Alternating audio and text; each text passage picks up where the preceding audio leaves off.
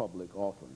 Well, what you do is go through the very laborious process of posturing yourselves, going through the legalities and the necessary accounting principles that have to be adhered to once you posture yourself for a public offering. But in sum, what will happen is that we will make those stocks available to any individual who has an interest in buying that stock. So it will be sold over the counter probably, and demand is, I guess, in direct relationship to our profitability and our success in the industry.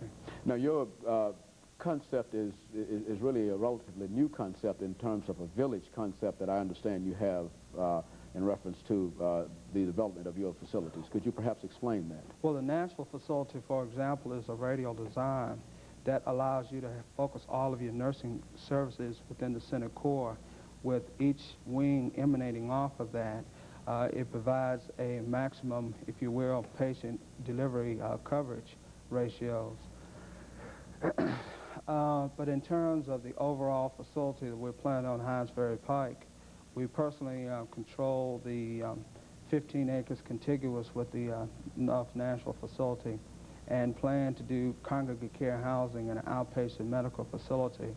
So if you will, it umbrellas itself, and we call that a continuum of care.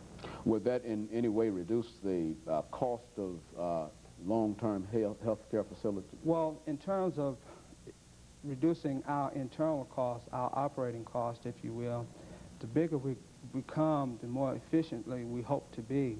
That being the case, we can get economies of scale. If you bought one item versus a train load of that same particular items, then theoretically the price comes down significantly with that. Michael, for this last couple of minutes, I'd like to raise a question that probably goes a little beyond just your organization. But now, I understand that there's a real problem in long-term health care today in terms of the cost, that it's becoming much more expensive. And in many instances, the cost might be $600 per month to keep a patient in a long-term facility, while the government is willing to pay only $300 a month for that, which means that a large number of people are shut out of long-term care. Now, how do we remedy that? Well, there is a big problem. I think that problem is very profound. I think that right now we have progressive leadership in the state government that will help us and address that in the long run.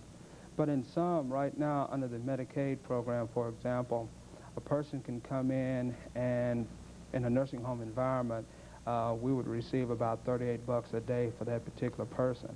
So in aggregate, it is a little bit more than $300 a month, but there are some significant problems in that area.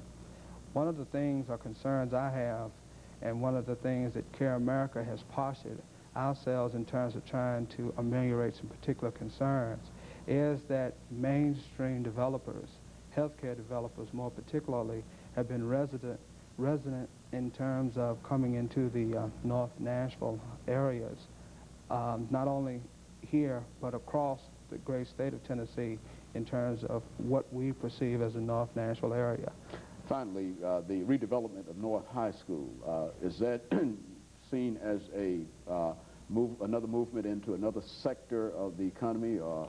Well, I look at myself as a business person slash developer. That being the case, we look at a lot of different particular projects, wear several different hats in that capacity. North Nashville High School has been developed under the auspices of United Development Corporation, which is an entity that I formed to do multifamily housing development. As it stands, we received yesterday permission from the city. We did want to initially rehab that facility, but we ran into a very significant problem. That problem being dealing with the asbestos removal. That being the case, we made the conscious decision to demolish the school, and we're going to build, as it stands today, 88 apartment units over there. Okay, very good. And we're delighted to have had you in this segment of our program, Mike. We're going to have to break for another commercial announcement. The SEC is back on Z17.